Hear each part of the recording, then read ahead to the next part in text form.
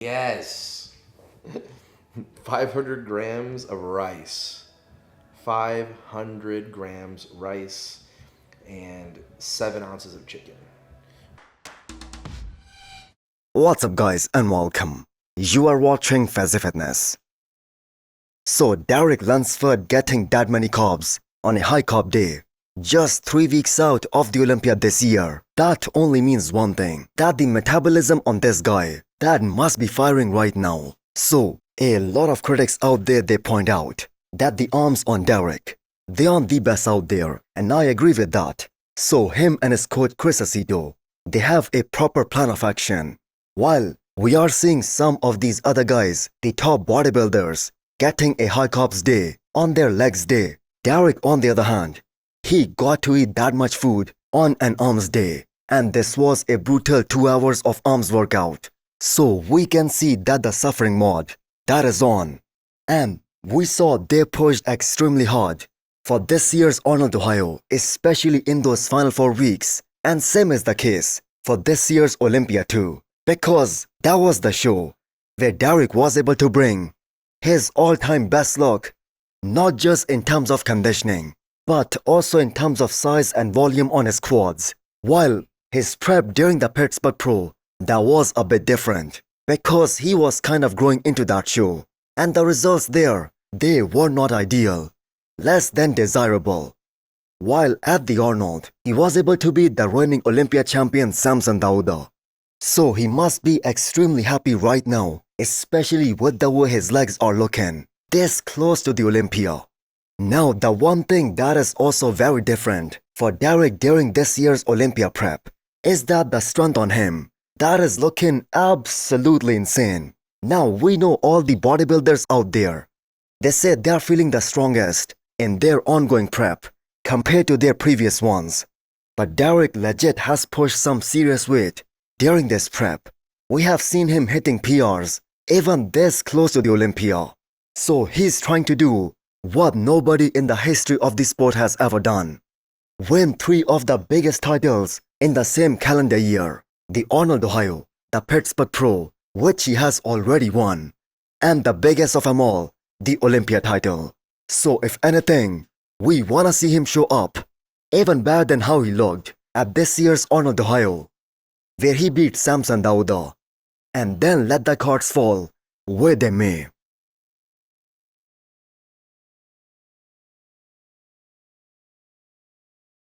Before you scroll or blink too hard, have you subscribed yet? Please don't make me bring out the emotional blackmail. Hit that subscribe button and turn on the bell icon. It's free, it's painless, and that makes me look way cooler than I actually am.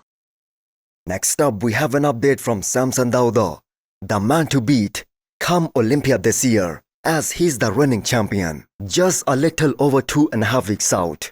And logically, he must be feeling a different kind of pressure, as he is in that uncharted territory this time. Because first of all, everyone is chasing him, and secondly this time, he is coming in with a different approach, as they are chasing conditioning and detail. But surprisingly, this has been the most stress-free prep for Samson so far. And he does look pretty damn awesome here. He looks very round, very detailed, and that too with very little carbs in the system. I've just been distracted and been able to enjoy life still, even though I'm this intense in prep and in this intense in training.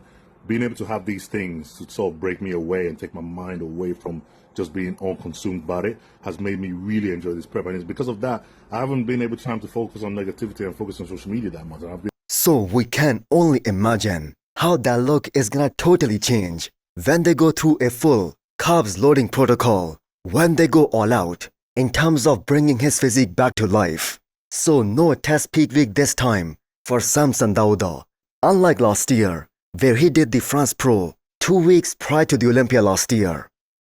And that actually did benefit him a lot, as he got all the feedback from the judges on what he needs to do for the big show ahead. And the man ended up winning the biggest bodybuilding title in the world.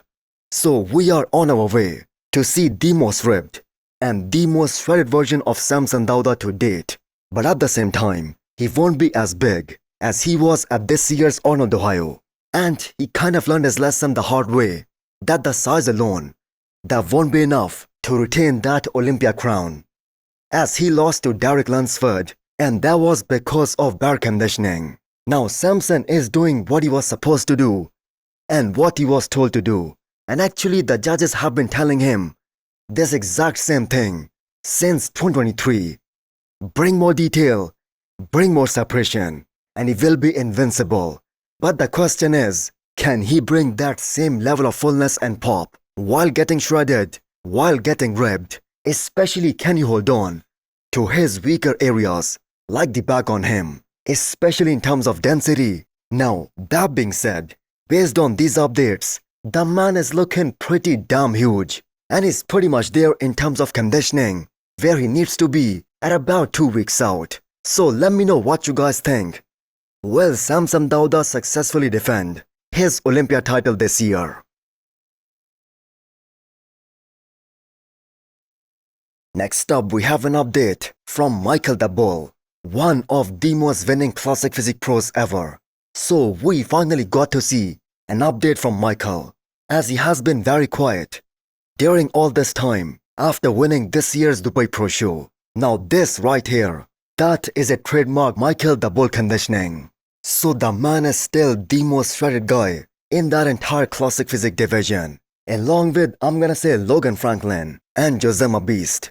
Now just because he hasn't been posting any updates, his name isn't being mentioned during this year's Olympia build-up, when we all know in reality, he has been a top 6 or top 7 guy in the world consistently for the last 3 years. So he is without a doubt one of those pros who can make other guys who actively are in a good condition look kind of soft, because the man always comes in so dry and so ripped and absolutely shredded to the bone.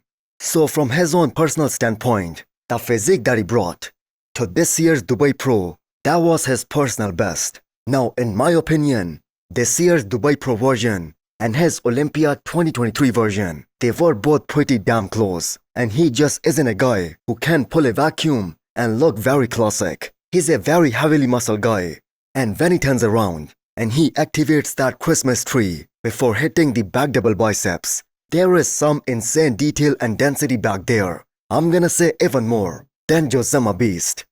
So it will all come down to how focused Michael Daboul has been during this prep.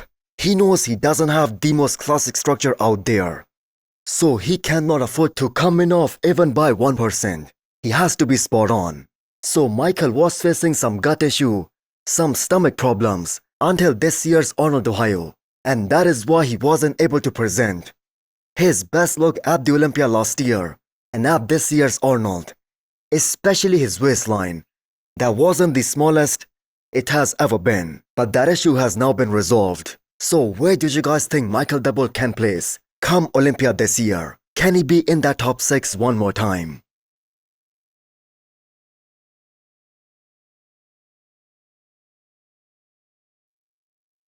So we are now just 2 days out from the first Olympia qualifier of next year, the France Pro. And I'm not trying to be a hater here at all, but what is happening to James's upper body? I know he must be very flat here, but how flat can he be to look this shrunk, especially up top, to lose all that pop, all that wow factor? And yes, I know he never had the most round and 3D looking shoulders, but they are looking surprisingly small here. Now, I know the lighting here, that is also far from ideal, and he must be going through a depletion mod with his new coach Chris right now. And that is the same guy who coaches Jordan Hutchinson. But in my opinion, it's kind of safe to say that the best of James, that was when he was working with Patrick Tour back in 2020 and 2021. So with just 2 days to go till this upcoming France Pro prejudging, James and his team, they have to do one hell of a transformation to fight for the Olympia spot and to fight for the title with guys like Quinton Beastwood, Stefan Matala and Hassan Mustafa. So what do you guys make from this 2 days out physique update from James? Is it because he's looking very flat and depleted, or are they pushing a bit too hard for conditioning?